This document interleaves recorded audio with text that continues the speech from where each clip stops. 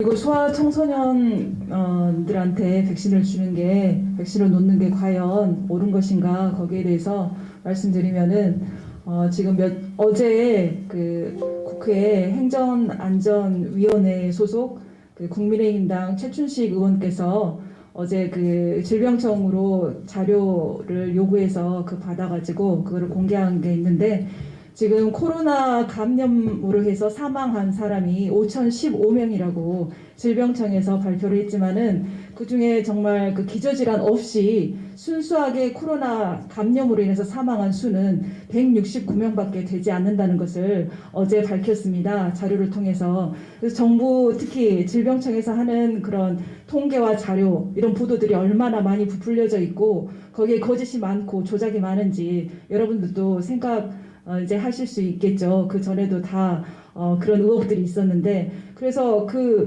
169명을 이렇게 계산해 보면은 정부에서 발표한 거는 치명률이 0.87%라 그랬는데 30분의 1로 줄어드는 거예요. 그러면 0.02%밖에 되지 않습니다.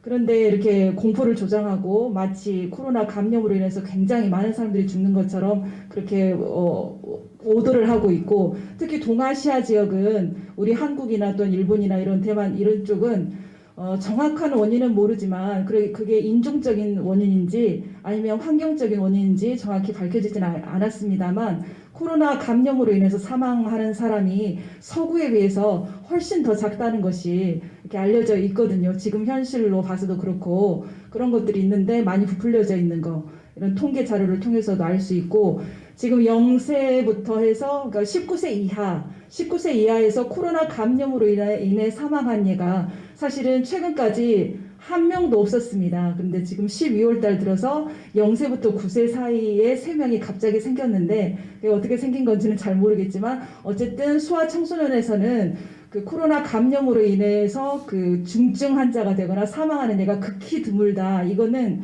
우리나라뿐만 아니라 전 세계적인 똑같은 현상이에요. 그래서 작년에 2020년도 1월부터 12월까지 소아감염병 학회에서 소아과학회에서 전국의 32개의 전국병원 서울대학교를 포함해서 전국에 있는 그 대학병원급에서 그 900명의 소아 환자, 그러니까 코로나 그 양성 확진을 받아가지고 입원했던 환자들 900명을 조사를 해봤는데, 그 중에서 정말 산소 치료가 필요한 이런 환자는 0.4%밖에 되지 않고 거의 약도 필요 없고 특별한 치료 없이 거의 나았다는 것을 발표를 했거든요. 이런 것들이 다 있는데도 그러니까 소아 청소년한테는 백신이 사실 필요가 없습니다.